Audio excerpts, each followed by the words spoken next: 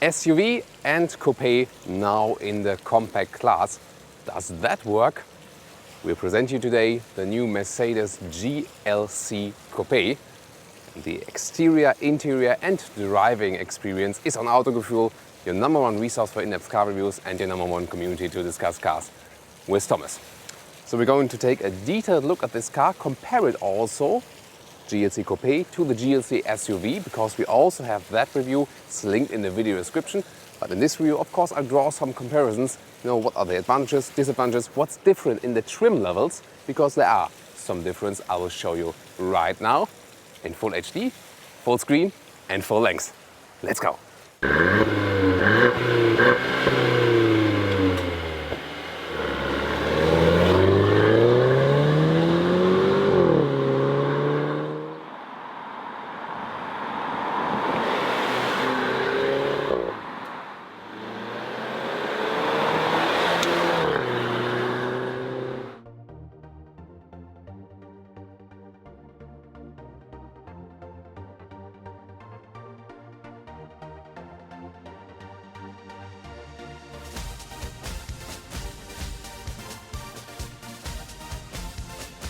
And we will start with my favorite Mercedes front, because here we got the AMG line, and that has an effect of, for example, if you have a 2 or 1 horizontal line here, and the AMG line also features those diamond pins with the chrome style on the front part. And especially if you look from a distance, it has really a great effect. Also a 2D Mercedes logo in the front, because the sensors are hidden behind that. Also a front view camera we have here. Halogen headlights are from standard equipment, LED lights then optional. Whereas the front SUV and coupe are really much alike, the main difference is here of course in the side profile. But let's start here in the front with the alloys, because there's also a price difference. The SUV is about 5,000 euros cheaper in Germany, for example. 45,000 euros to 50,000 euros as an entry price. Quite expensive it is. And well, what's the extra price? That you lose roof? No, because this one always starts with all-wheel drive, always with bigger alloys, not 17, 18 inch are the standard one in the coupe, in the coupe 19, in the AMG line for example, or optional also 20 inch as we are here. AMG style, B color scheme, really massive definitely. Other optional features are available, like those footsteps here on the side. They make it appear really massive. You know, it is a nice contrast on the one hand, but I'm a little bit mixed about that, because it has to be rather an elegant car, and I'm not sure if that's really elegant, but I want to hear your opinion to that, of course.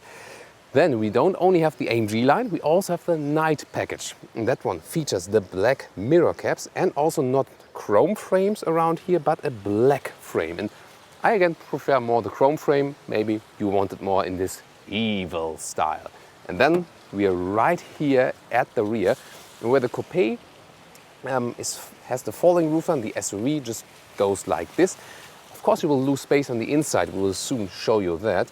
But you know, of course we got this special coupe design, and I think they've got a very beautiful line. It's really like a C-Class coupe, a little bit put higher, and technically saying that's also the case. And I think this is one of the rare SUV coupes where it has worked with the design, where you really got a very attractive exterior. At least I think so. And after 4,73 meters, it ends right here. And the biggest difference is also, well, of course, not only falling roof line, but also the taillights. And in the SUV, they're really completely different. And all Mercedes coupes now have this horizontal taillights redrawn all the way around. And I think to me that's more beautiful than the standard SUV version. So from the visual part, I really prefer this coupe version. That's, you know, pretty rarely for me, because I don't think the SUV version is really beautiful from the rear. That was my problem with it. But then again, you already know that you will lose space on the inside. That can be a problem, but we'll soon find out more about that. And to show you some different colors, this one is here is a special designo hyacinth red metallic. Definitely also has a sporty stance on the road, or what do you think? And this one also equipped with a night package with the black mirror caps and also the black frame around the windows, and here another alloy choice, 20 inch as well. It's always great for us to present you really bright colors. They're good on camera, but a lot of people usually just buy rather conservative colors, like this one. But here they try to spice up also conservative colors, like this selenite gray metallic, on the left side and on the right side. This is the diamond silver. In this side profile you see how the car looks without those optional massive footsteps on the side, and another 20-inch alloy choice. And on this diamond silver one we got 19-inch mounted in the special AMG style with a lot of space on the inside. And it's also available in white, but it's just not about the color. This one is also the new plug-in hybrid, the 350e, and this one we will drive later and also explain the technology.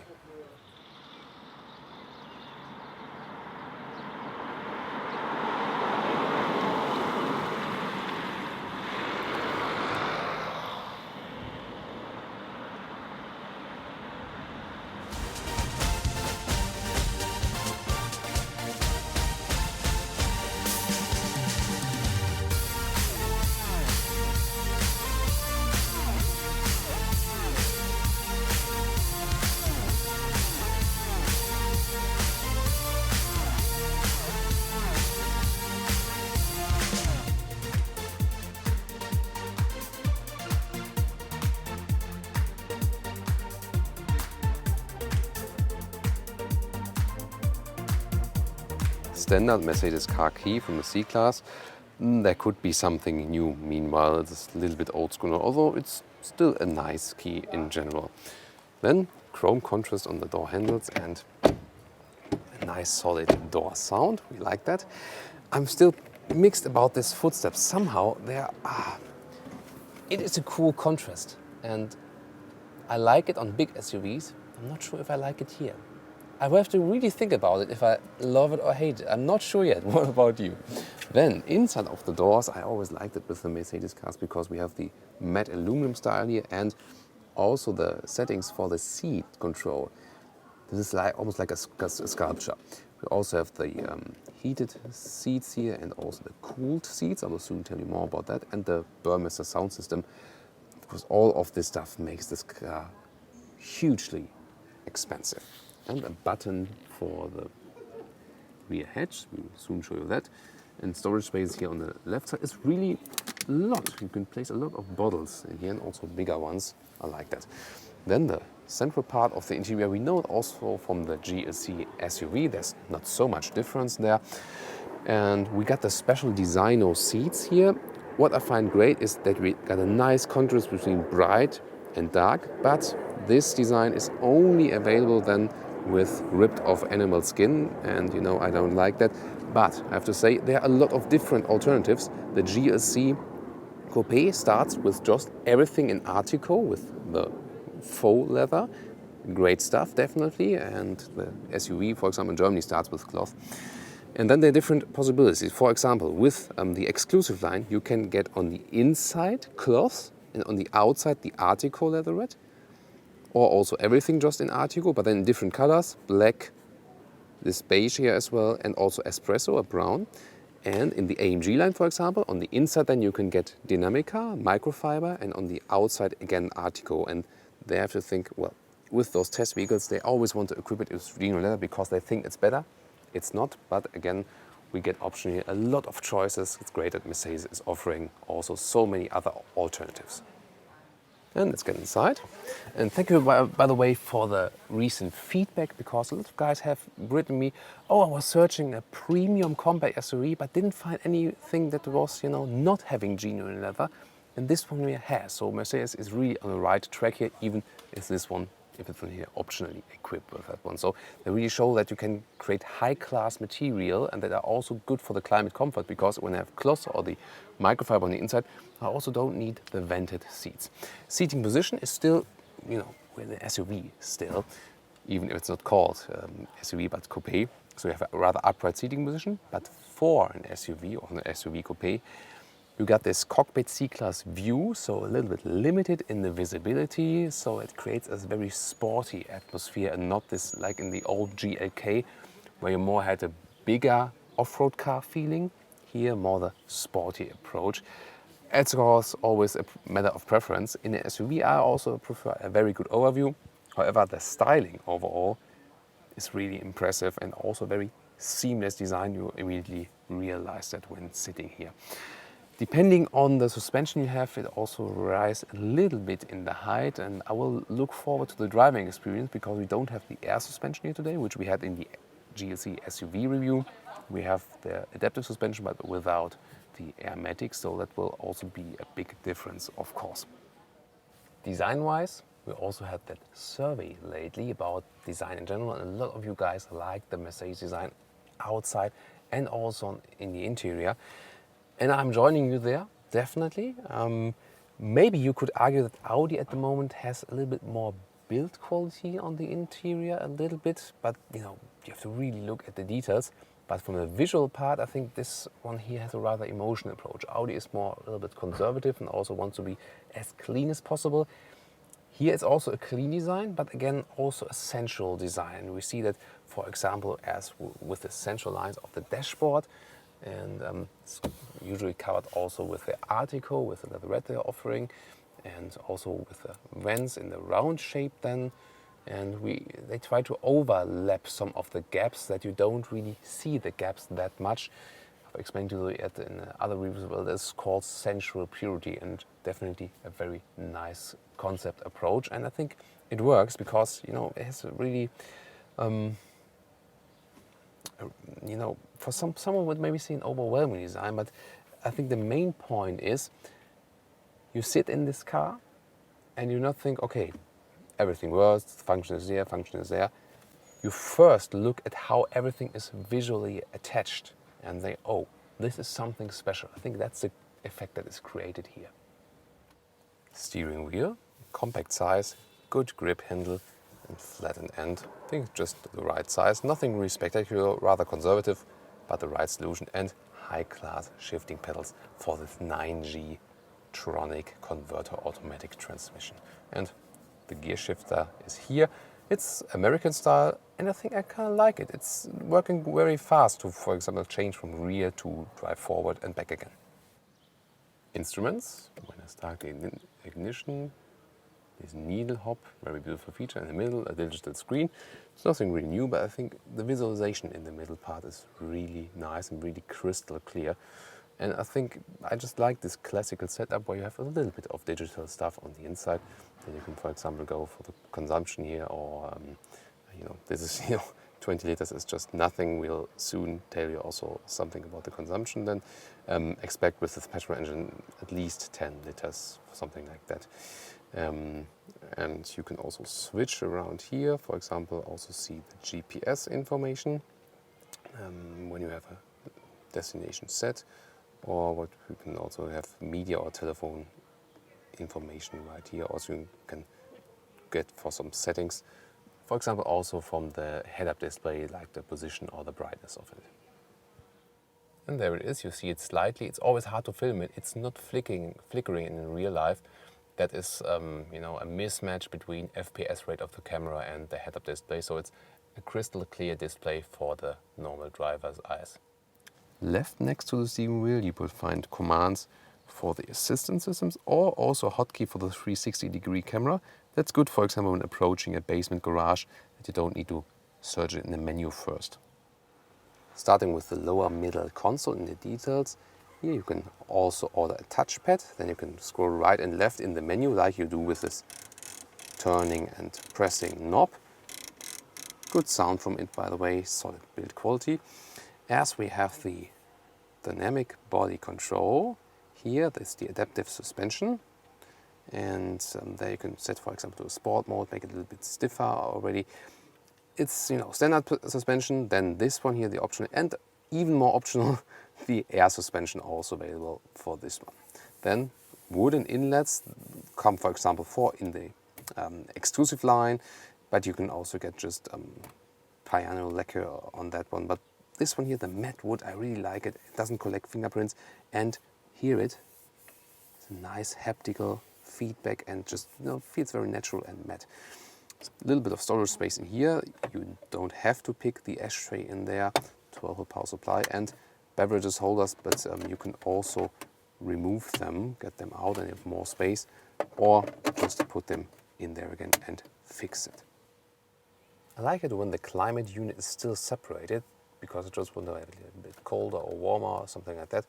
Change the vents and stuff, and there's a separate climatization menu, so you can activate that one and then you will see it up there in the screen. And there are also some special features there I can then show you in the touchscreen very soon. And above that are those special vents. Some like them, some hate them. They're definitely special and also have a nice premium clicking sound when turning them. And now the infotainment screen. It is a little bit attached and it destroys the great design of the cockpit on the visual part. But this will more at whole Mercedes brand move towards what we see in the all-new E-Class. You can check that one in our review as well. Then, for example, this, what you see right now, I just do it with my finger and slide on this touchpad. And then you also hear it. The same I can do with the turning and pressing knob in the middle part. I always like to show you the vehicle settings because it is really very interesting menu. This is the dynamic select where you can choose different driving mode, for example, and also check out engine data. And when we're driving, we can let that one run, that it shows off the horsepower and stuff.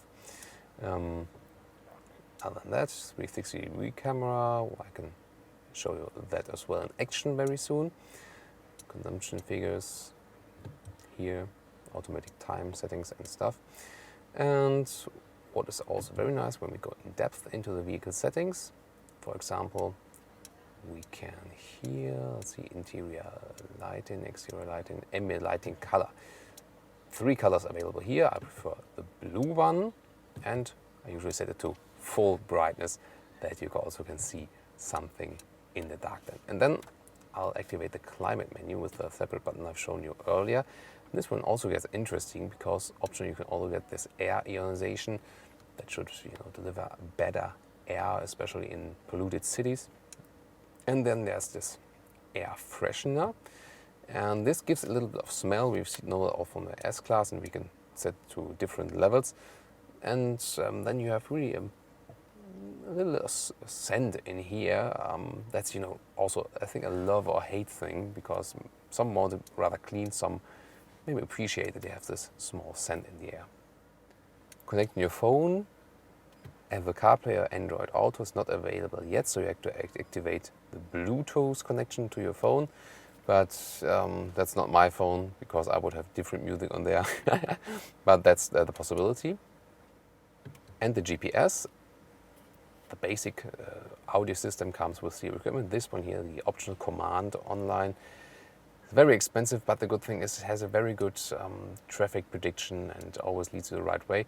The visualization, I mean, it's not spectacular, but it does the job, and also the responsiveness is quite okay. And this is one of the best GPS systems, along with the one that Volkswagen Corporation is offering, in VW, Audi, and so on, because it just leads you a very good way and you don't have problems with it.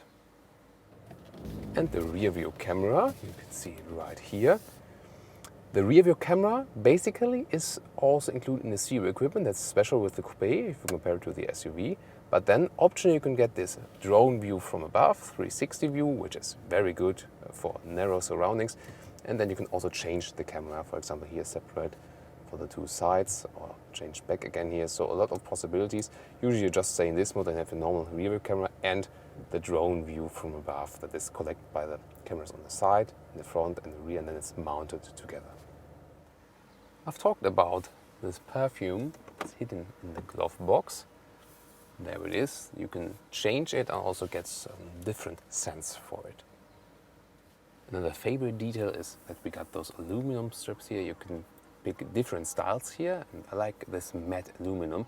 And also the dashboards, well, maybe not in this designo optional packages, but usually in the most packages, the dashboard has the artificial leather, the article on it. I'm not sure if it's here. It should also be the faux leather here. You can't really differentiate it because it's really from a very good, high quality.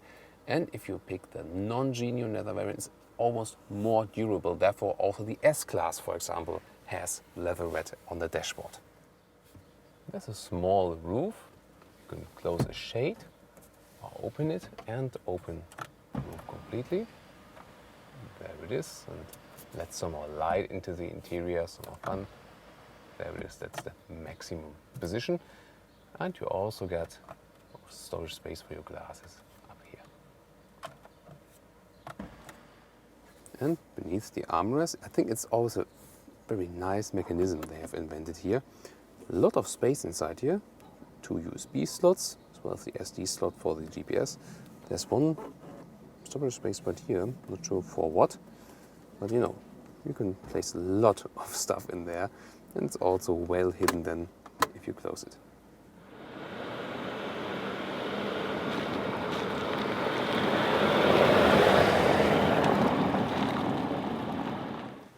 Let's get in the rear.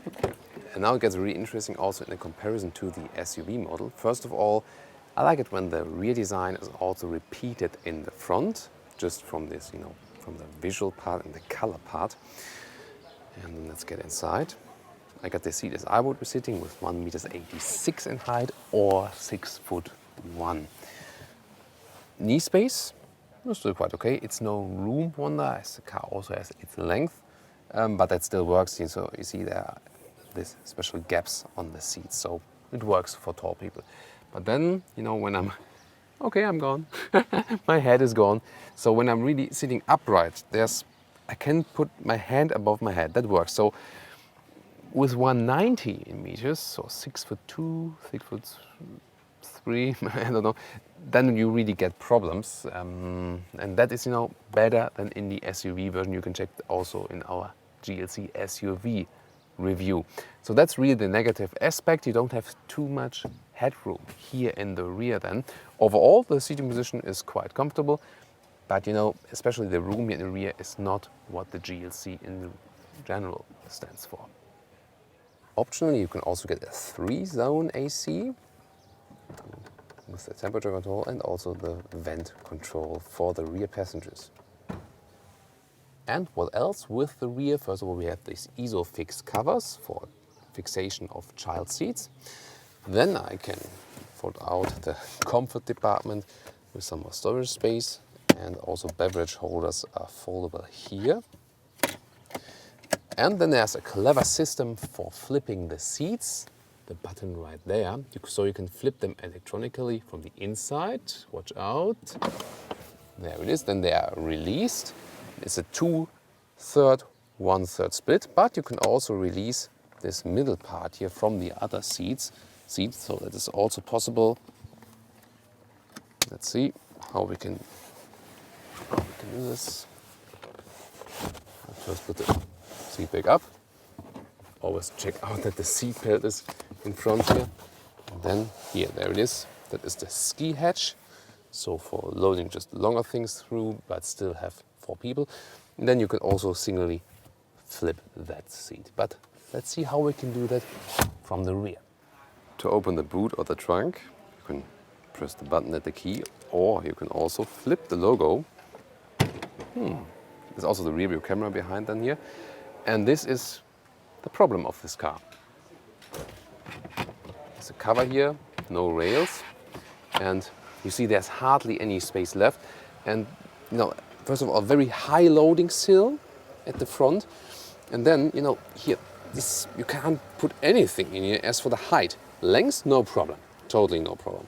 But then in height, where there's this cover and then there's more space beneath it, but you can't really use it. And well, maybe, if I just think about, I want to put my bicycle in here, then I could maybe put the handlebars like this, you know, like this. And then maybe it would fit to the upper part, but that's still also a problem.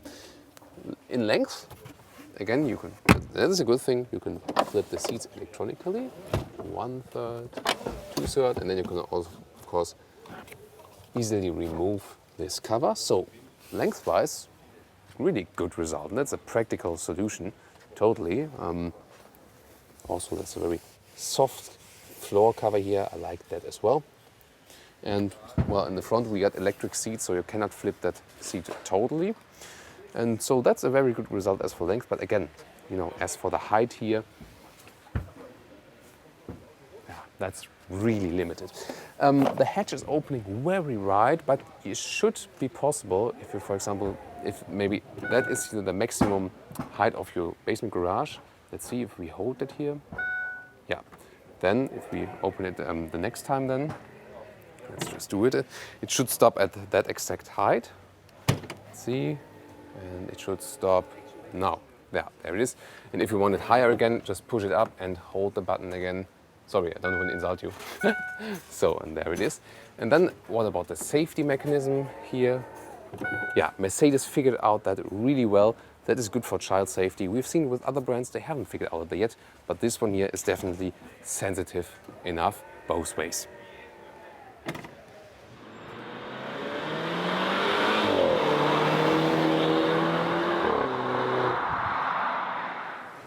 What a nice quilted structure on the top of this Mercedes star here. Very, but hot here in the 30 degrees Torino sun.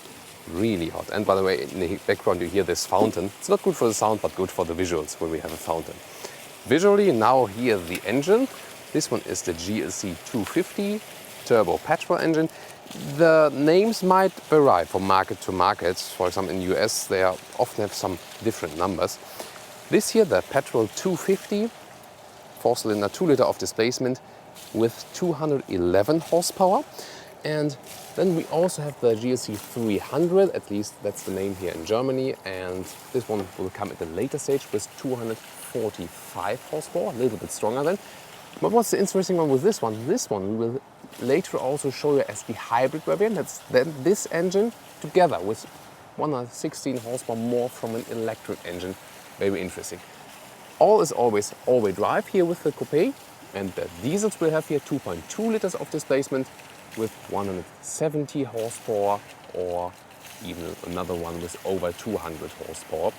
And they're basically all already very fast, and especially also the hybrid is just 1 second slower than the soon to come AMG model, because at the top of the model lineup there will be this V6 with 367 horsepower in the GLC AMG 43 Coupé.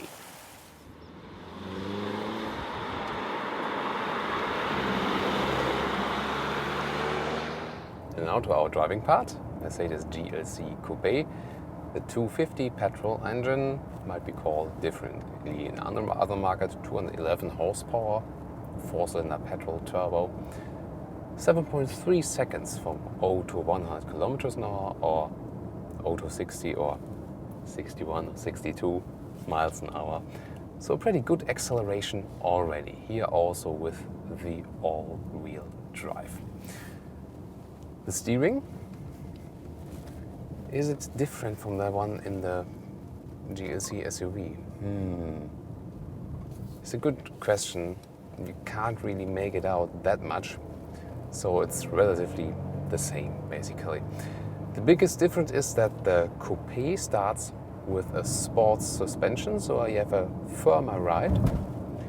And now is again a very big difference basically in the technology, because with the Coupé here we have the adaptive suspension, but not the air suspension. The air suspension we did have with the SUV, but I have to say this non-air suspension already feels very good, because I have also got some questions from you saying, do I really have to pay another 2,500 euros or dollars to get the Airmatic? The Airmatic is a dream when riding, it's really great, but already here the bumps are very well evened out, so you will be totally fine with the normal adaptive suspension. I'm also quite sure, I haven't ridden it, but I'm very sure as well that the total standard suspension will also do a great job, because Mercedes has really figured out how to do suspensions definitely. Here we can also test different riding modes. This one was the comfort mode now. There's also the eco mode, and that makes sense because then this sailing or coasting function is active, that there's not so much friction then, that the car rolls as long as possible to save some more fuel. Then there's the sport mode. Car shifts down or shifts up later then. Gears are turned up higher, more RPM. And Sport Plus, it's even more stress. And then I feel the dampers are also set on Sport Plus. And when I'm now turning a little bit right and left, the steering wheel is a little bit firmer as well, and I got the direct feedback. It really feels like a sports car then. In the normal comfort mode, I do realize it's a little bit firmer in the riding, but here it's still relatively soft. So in general, if you want it rather comfortable, you would rather go for the GLC SUV, and if you like it a little bit sportier, then you would rather pick the Coupé probably. But here you can have, all of the comfort you like as well. So that's, not a big difference. The bigger difference is really which suspensions of the ones available you pick optionally. That one maybe makes a better difference. This one here also definitely a very good choice. And for an SUV, if I do some slalom style here, it doesn't tilt too much to the right or to the left. So we have some SUVs that are very soft in the suspension and some which are maybe too stiff. For example, a Range Rover Evoque. This one here presents a very good balance to me. However, also from the riding style, as for the steering wheel, you always have to know, if you have a Mercedes and do not have the AMG version, the normal Mercedes versions are always rather trimmed for a comfortable ride and a very smooth ride. You rather feel relaxed. Even if you are in a sport mode, more tends to convey a relaxed feeling. By the way, those leather seats, they get really hot. I'm already like a little bit sticky at the rear, so I'm activating the vented seats. Then let's get on the motorway, also to tell you something about sound insulation and stuff, and also about the acceleration that you can watch in the middle screen here. Got the digital speedometer. I can also tell you. I also see it in the head-up display we've shown you earlier. So what we could do is just wait for traffic. By the way, if you see it in the side mirror when someone is approaching from the rear, there's this indicator, a warning that someone is approaching, a blind spot warner. It's a very, very useful assistance system you can pick optionally. What I find good is that from serial equipment, we already got the Collision Prevention Assist Plus, and that means that the autonomous emergency brake is already included in the serial equipment. Should be with every car today. Great that they have included it, of course. So I want to get out of this traffic mess here, and let's just see that everything is safe. And maybe let's, now 80 kilometers an hour, let's hammer the throttle. 90, 100, 110, 120, and 130. Also reasonable sound from this 4-cylinder, so you have enough power also at the motorway. Normal cruise control you can easily get through equipment, but then optionally here equipped with this test vehicle is also the Distronic Plus. That is the biggest of the cruise control. It keeps the speed, and we also got a lane keeping assistant here, an active one, so actively controlling the steering wheel. So we have some kind of partly autonomous drive here. Of course, after a while he says, Thomas, please touch the steering wheel again. But here at the moment, now it says, touch the steering wheel again.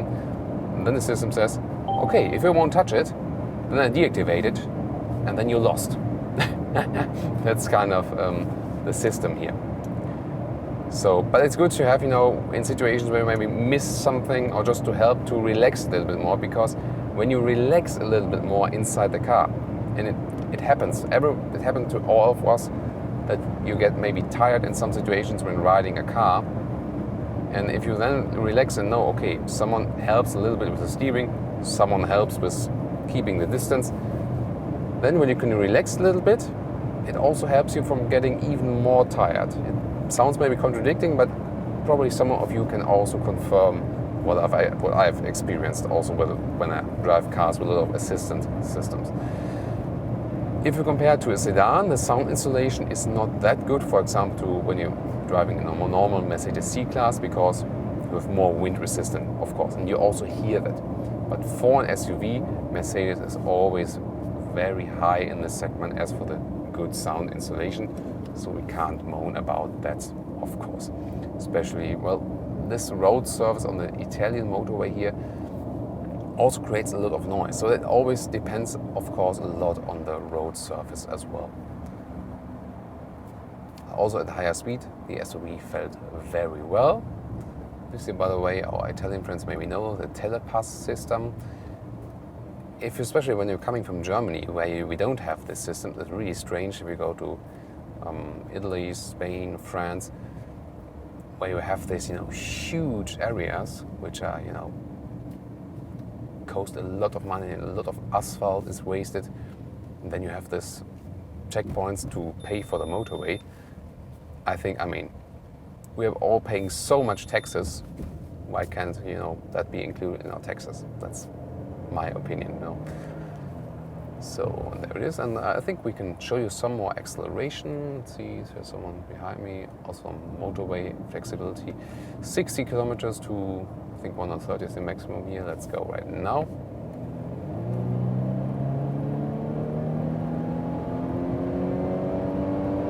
$6,000 RPM. Wow, nice sound, and that's it.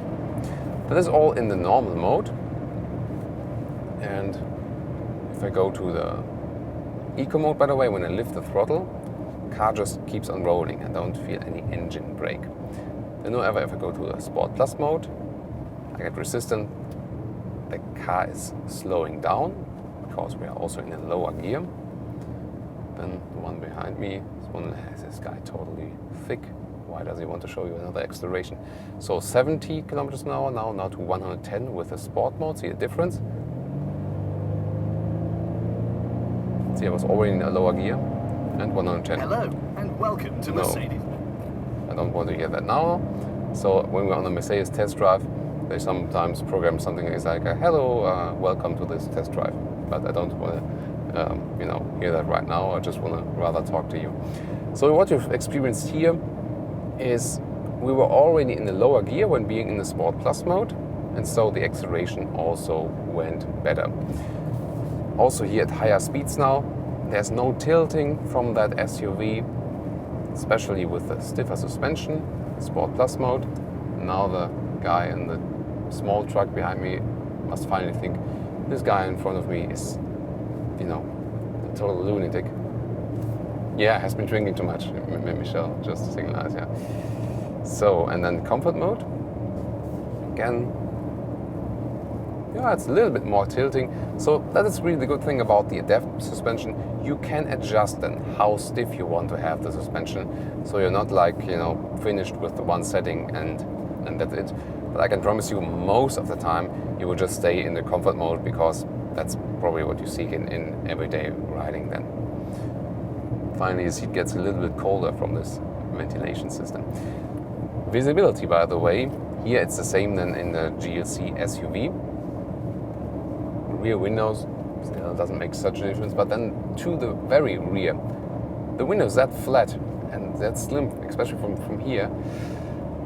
You can just see, like through a small hole, and that's of course not a positive thing. So this design on the exterior definitely has its disadvantages. We've shown you that earlier. And what I was discovering right now as well, in the GLK, for example, some of you might remember, we had in the front there this display where you had this parking distance control, and that has one that I've shown you that in the SUV review in the front of the display here, that you can see, a visual display just from some small dots running through each other where you can see the distance. And we also have such a system in the rear, so you can check out the rear main mirror here, and then see it in the very rear part when you're too close to something or someone maybe. But if you have the rear view camera, which is from here in this car, and then maybe even optionally the 360, then you maybe also don't need it because you're just relying on the visual part as well. So we covered a lot of aspects here. I think it's also time to go for a more agile ride, because that was one motorway part. There will be a lot of time, of course, in your driving life. But the agility ride, that part is still missing, and I think we should start that right now.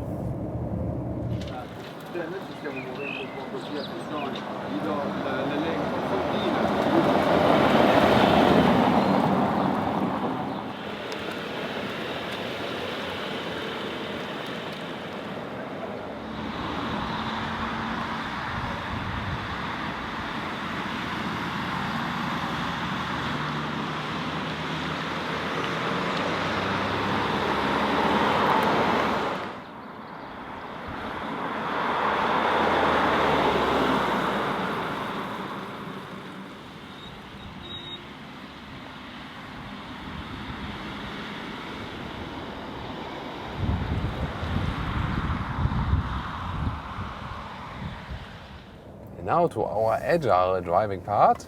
Looking forward to that. Getting close to the Alps. So we're driving uphill, starting in the comfort mode.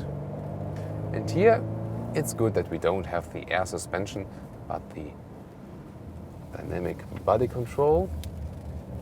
Because it's a little bit stiffer than the air suspension. But here in the comfort mode, we still have a rather smooth ride, definitely. But it's not, not too hard to steer the car around here. So with some SUVs, when you're in the Alps there and have those winding roads, sometimes you think, oh, well, I'm getting a little bit tired of that. But here, we're still in the compact SUV segment. And that's a big advantage if you think about going for a full-size SUV. And I think that's also one of the unique selling points of the GLC in general, that you do not need a full-size SUV to enjoy all of the comfort and luxury features you want to experience, probably, especially when you're living in Europe, for example. In most parts, it's just not handy to have a full-size SUV because everything is just too narrow. So, and then you see it here, for example, 10 kilometers max in this corner, obviously allowed. I'm not sure if I can even go 10 kilometers an hour here. There's another GC standing inside of the road. It's a nice refined sound from the petrol engine, definitely. And yeah, that's also one advantage, as we are still in the compact segment. Here, when the roads get narrower and narrower, you don't feel caged in. So let's take it that way. And we can also change the driving mode. For example, now to sport, then suspension and steering, and also the throttle input is put to sport. It helps me especially when going uphill here now, so yeah, I get faster reactions done, especially from the engine. And this small lunch, oh, what a great road here. Nice. Sports car would be also good here, but maybe in the Sports Plus mode also does fine. I would prefer some clear track now though. So because this small launcher in front of me now, I'll catch that one very soon when I just hold tight. Maybe we'll find a safe spot to overtake, but at Autogefühl always safety first, and here it's really hard to overtake. Let's see. Maybe here. Too dangerous as well. But going in the sports mode, that's also good for overtaking, and because you can make a faster overtaking process. Maybe here now, that should work. Sorry. It was a crossed line now.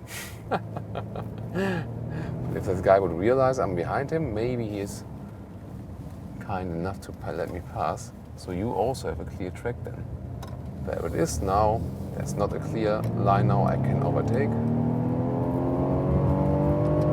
Whoa, the engine is really working uphill here then.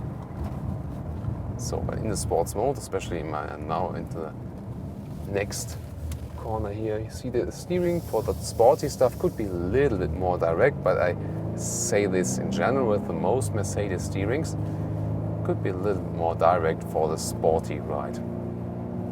But again, on the other hand, they convey a very natural steering feeling. That again is a good thing. So a small passage through this town, and then we'll get to another corner again. Sport Plus mode we can also test, because the main thing I felt now in the sport mode that the tilting of the car was reduced, and that is here in this case when going those alpine roads also a matter of comfort, also for your co-driver, also for the rear passengers, because then this in general comfortable tilting could be a little bit annoying when it's always going from left to right, from left to right. So there again the adaptive suspension makes sense if you have changing speeds or changing different kind of roads like we have here today, because those ones wouldn't be my day-to-day roads, at least not where I live. Here in the Sport Plus mode, directly the throttle input, that feels very sporty, and going over some bumps here inside the city, there you feel the disadvantage because the bumps are rather transported into the car. but still on a relatively high comfort level, of course. So last small part through the city here now.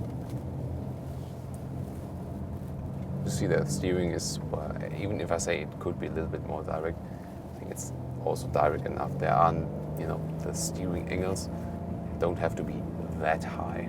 It's still okay. Maybe also hear that in the Sport Plus mode, the car hardly ever shifts down. And that's the problem when overtaking someone. Most of the time it's not really useful, because then there's just the next one.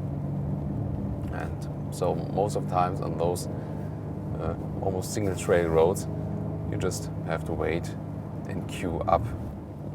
But I think we've shown you a lot of agile riding here, and it was fun. The main part is that you can have an agile riding, especially when you have this adaptive suspension. So if you want to pay a lot of attention to that, then this dynamic ride control should be a good choice for you. If it doesn't matter so much for you, then you can also just go with the standard suspension, which again, to remember, is a little bit sportier in the GLC Coupé. But overall, SUV and Coupé come very close as for the overall riding. I mean, it's basically the same car, so the biggest differences are definitely not in the riding segment. Will be later, of course, when we maybe test the AMG version someday. We'll surely do that for you. Then we can talk more about the sporty difference in that one.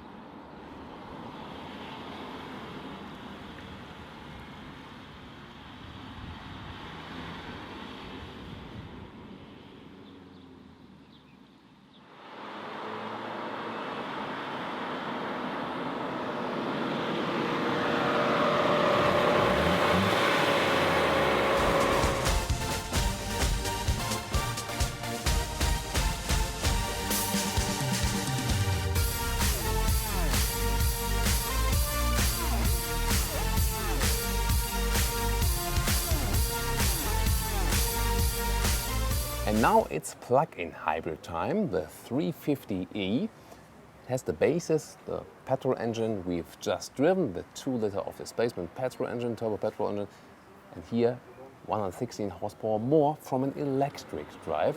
From the outside you also really see it, that it's the hybrid version. There are some blue contrasts, for example, in the headlights. And beautiful blue brake calipers, haven't seen it before, but I really like it, on those 20-inch massive alloys, and the plug-in hybrid badge as well in blue right here. And I'm glad that we don't have, like with the B-Class electric, some cheap wrapping on there, but with those blue details, those real details, not just wrap, that's nice. The fuel refill is just as a normal petrol engine, is also here at the right side, and here the electric entry, this is also directly at the rear. And if you just plug it into a normal household plug, from 20 to 100% of the loading charge, it takes about 4 hours. And here with such a wallbox, special fancy Mercedes wallbox, or maybe a recharging station that is maybe a public one or so, it takes about 2 hours then to recharge it. And 35 kilometers is the total electric range. And let's take a look at the trunk luggage compartment. Basically the same, by the way, here also with a setup with luggage inside. And let's see, because where we had that double boot space, there we don't have so much space, because here then we can see, there's something beneath here, and that's the battery. So that's the stuff you lose then basically.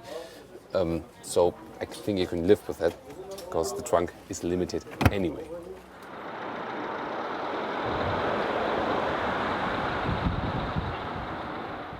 And in the interior, when you start the ignition, you can see in the right part we have the status bar then for the e-drive, for the plug-in hybrid. That you can see when a recuperation, for example, is taking place, and we will have here the range for the electric range there as well. And another change, we get a separate button here. There we can, for example, activate the pure electric driving mode or also a hybrid mode. And there it is. You can change it then here, go into hybrid mode that you can take both engines. All-wheel drive is putting the power from the combustion and the electric drive on the front and the rear axle. So not that one drive is responsible just for one axle. And then you can also go in pure E mode when we very soon drive, and E-Safe that you can recharge, for example, on the Autobahn, that you have electric drive then available in the city again.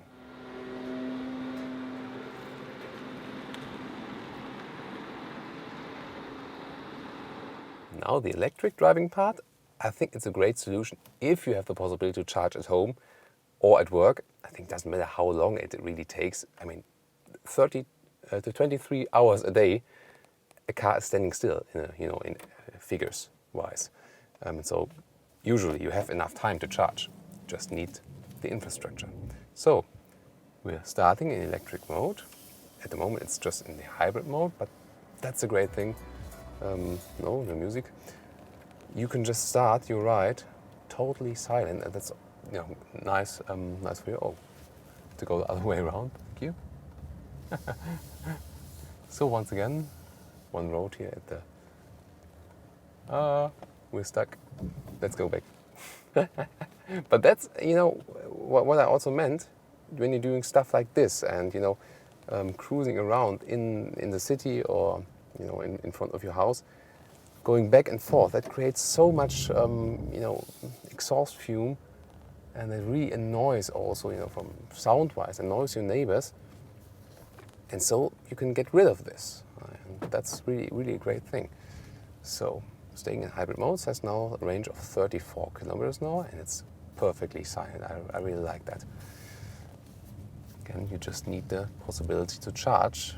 If you don't have it, that can be a problem. Then you don't have so much use of the plug-in hybrid. About the different driving modes. Here again, E mode, E-Safe, and hybrid. Hybrid is, the vehicle automatically sets it and controls it.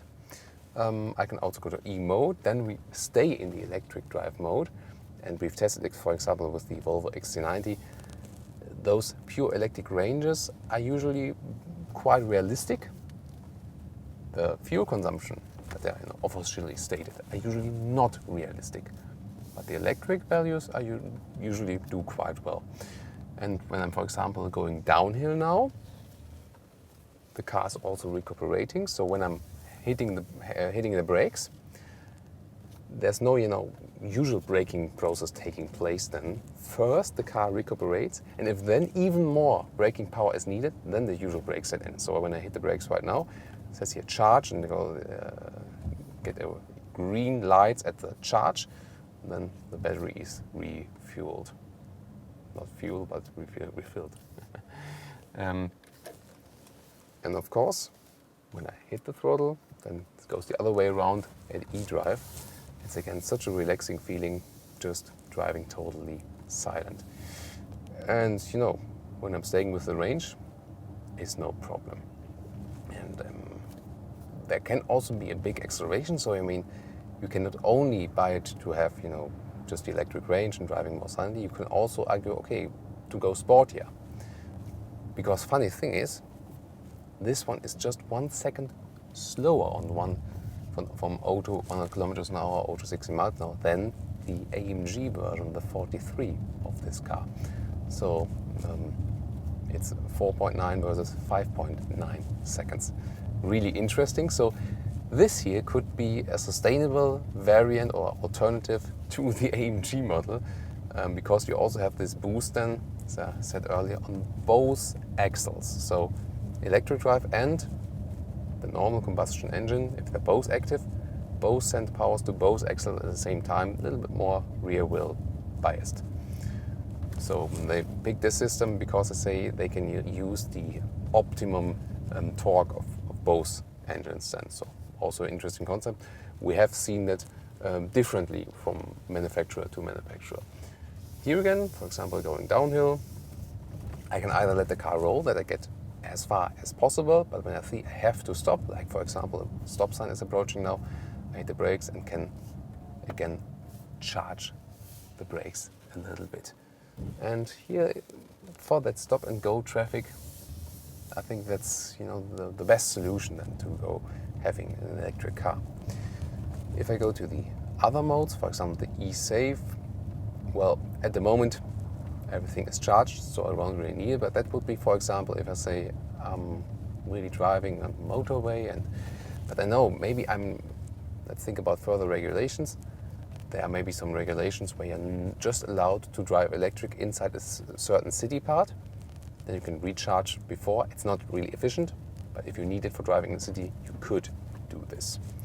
And the hybrid mode, the car is just deciding automatically. For example, when I'm driving slowly and the battery is full, it's just electric. And when I'm hitting the throttle, then I also heard it's very silent, the engine, but then also the combustion engine is activated. So that is done automatically then. So you can just relax and let the vehicle do the job.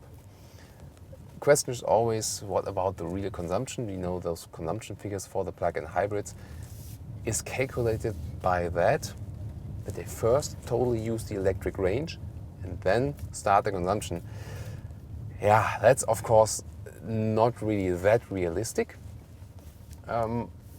We've did that with the Volvo XC90, for example. Then you can actually reach that value. So always, when is your next chance to recharge? That's really the thing. And here, when going downhill again, the good thing is, the braking power that would usually be used is never lost. That's also good to know. So I really enjoy driving it here, totally silent. And it's not quite sure yet what's the extra price, but I think it will be cheaper than the AMG version. So power-wise, it could be an alternative that you have, more power than with the normal petrol variant. Or then, as I said, could also be an alternative if you really have the charging possibility and want to drive purely electric. Think about you have maybe you're commuting to work and the way to work is about 20 kilometers, then you can drive electric all the time and don't need fuel at all. So that could be a solution. In general, I more prefer purely electric cars over plug-in hybrids, but those here could help to create a transition that you can have, your commuting life, for example, with the electric drive, and maybe if you go on holiday for a longer ride, then just go with the normal petrol. And let's go a little bit faster here now. I first go into the E mode. There's the E mode. And just, let me go here where it's a little bit straight. I just do an acceleration purely in the E mode, that you can see how much power this car has just in the E mode. And let's see, I also switch to the digital tachometer, that you can see something of that. First, let's two car pass by, that we're safe. And the electric engine always has instant torque, that's the good thing, okay? Watch out. Okay, that doesn't work with this car, but you see here, already 70 kilometers. Great acceleration, it's really feeling like in the AMG version. But I thought that in the E mode, the car really always stays in the E mode, but obviously, if you really hammer the throttle, that command is overridden. So it's, for example, different in the XC90. In the hybrid mode, they're at low speeds, low throttle input. You can drive fully electric and hammer throttle going in the hybrid mode. But in the E mode, it stays always in the E mode until it's empty. Here, it's a different case. Here, obviously, when you really hammer throttle, the E mode is overridden. I'm not sure if that's the right decision. What do you think? So, going in the hybrid mode, and you feel also a little bit of resistance in the throttle input then when you're coming to this point. And it's always changing between e-drive and charge. So funny to watch that as well. And also in the middle console, I can put a bigger visualization of the energy flow, and that I always know what is exactly happening. And for example, that I also know, The range is always stated in there, and the total loading status of the battery. So let's see. That's great. I mean, we're standing still, it's silent, and then there's not this classic start-stop function where the engine hops on again. I really love driving that one here. And wow, what a performance! And it's really a rather silent performance. But even if the petrol engine is activated, it's still relatively silent. And of course, question what you like, because a typical AMG customer wants to have this, very loud atmosphere. By the way, at the point where the usual AC is, we can also activate the heating here. I think should be a pre-cooling function, as we have seen in the electric drive A-Class, as far as I know. So going uphill, and well, from our 1 or 2 kilometers were deducted now from the drive so far, because we also went downhill. So you see that can actually reach realistic values by that. I would probably then stay in the E mode all the time, when I know where I can refuel or refill the car with electric power. Let the car roll, or maybe recuperate when you want to drive a little bit slower. So overall, an even more relaxing drive, and it does fit to the car, because it all stands for something that's modern, adds to the comfortable and relaxed feeling the car has, together with the very good suspension. Here we also have the air suspension in there. I'm seeing this because I can lift the car up. So we have tested that one in the GLC SUV so far. Maybe just a short route on the Autobahn could be a good idea. Then we can show you even more performance. And what I want to try is that I maybe have a good performance with the E mode, maybe not hit the throttle to the very end, that I have the maximum pure electric acceleration. Let's find out if I can do that.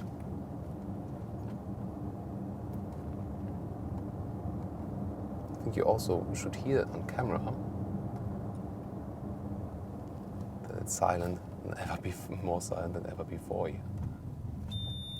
So there's this parts again. We can go into the motorway.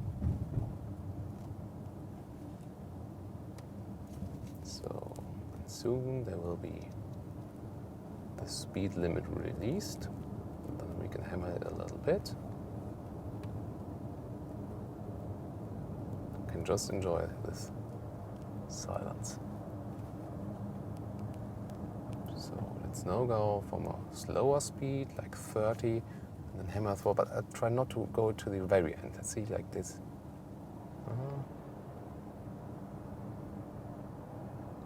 I think it doesn't really work, because when I'm pressing it all the way through, then the other engine is activated. See? Yeah. Now I tested it. You have a kind of a point where you have resistance in the throttle pedal, and then you feel it, and it's like it clicks, and then the petrol engine is active as well. So I think you have to get a feeling for that, and then you maybe at some point really know, okay, where is it happening? Like now I feel the bigger resistance in the throttle input now. Now I'm accelerating just in electric drive mode, and I mean, it goes fairly well. But now of course the range is dropping down and down. It goes, goes fast, so it's not really an Autobahn electric car. This is really predominantly for the city, for the small drives and commuting to work. And I mean, also when you're riding an Autobahn, when you're stuck in traffic here, that also makes sense, because not always like engine on and off, or the engine just running in neutral all the time.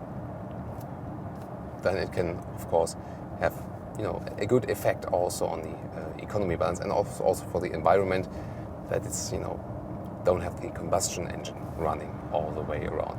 So overall, I'm very positive about this concept. Looking forward to the price it will have then. And again, if you have the charging possibility and think about buying this car, also consider this variant, because it can actually give you a lot.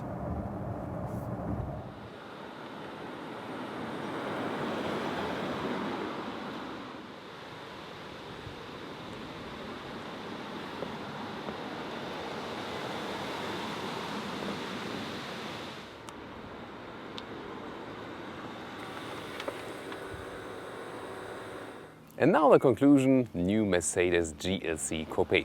Of course, from the exterior it is very polarizing, so I think you either love or hate it. And it's of course not a practical solution if you compare it with the normal SUV version, but it really has some styling. I think among the SUV coupés, to me at the moment it's the most beautiful one. And I also prefer it really from the styling, especially from the rear, to the SUV styling, because I really don't like the SUV in the rear. As for the exterior, the interior, great refinement and also a sensual design. I really like that. And also great with those a lot of alternatives to the genuine leather part. They have done a great job in the choice there. Pay attention to the price list in your market or to the configurator, that you pay attention to that overall. Of course, you lose space in the rear with the headspace and also lose massive amount of the space in the trunk. That is definitely not a good thing, and you have to be aware of that. So my bicycle transport will probably not work that well. Then I have to go again for the GLC. So that is, the cost of this exterior design we have here. In the driving, there isn't too much difference from the GLC Coupé and the GLC SUV. The suspension is a little bit firmer, but the most difference is really which suspension are you picking, standard, the adaptive one that you can really control, or the adaptive air suspension that will make a bigger difference than just the difference SUV to the Coupé. Overall, among the compact SUV segment, I think it is the leading car there, but also the leading car as for the price, maybe besides or among with the Porsche Macan. Thank you very much for tuning into Autogefühl. I want to hear your comments on the exterior, interior and the driving, and of course about the discussion here, GLC and Coupé, compact SUVs in general. I want to hear your opinion. And of course, the plug-in hybrid, a very promising approach. Like that, we have that one here in the setup as well, and that will maybe also lead to the future then. Thanks again for watching Autogefühl. I'm sure we'll see each other at our next episode.